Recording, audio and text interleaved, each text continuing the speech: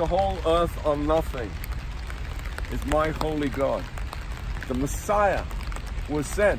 According to the Jewish scriptures, according to the holy prophets of Israel, the sufferings of the Messiah were foretold thousands of years before he came to this earth. He fulfilled every single one of them.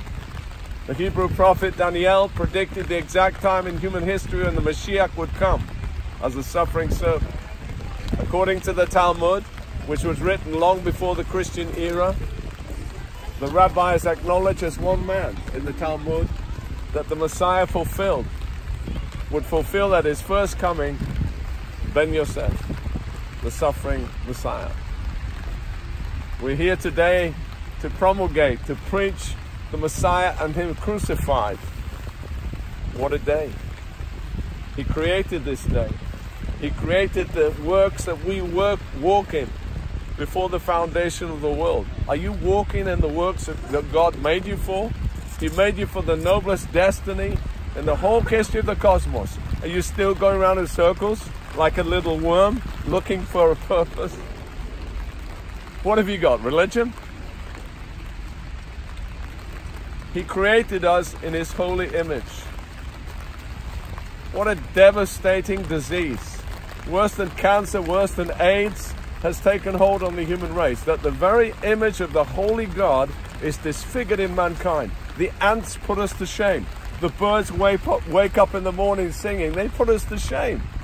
Whenever do we wake up with a song? Have you got a song now? Will you talk to me about this God who made you? Before your parents knew you existed, he assembled you in your mother's womb for a unique and specific destiny that only you can fulfill, and you can't do it alone. Is that what you're trying to do? Little Mr. Individuality, privatistic, stay away from me, I can handle this. Come on. This whole thing was designed that we would be dependent on this holy God who made us. He came to establish not a new religion, but a new race. Are you members of that race? Can you hear his voice today? Or can you hear foolishness? The eternal oracles of God say these things are foolishness. The Messiah crucified, God crucified.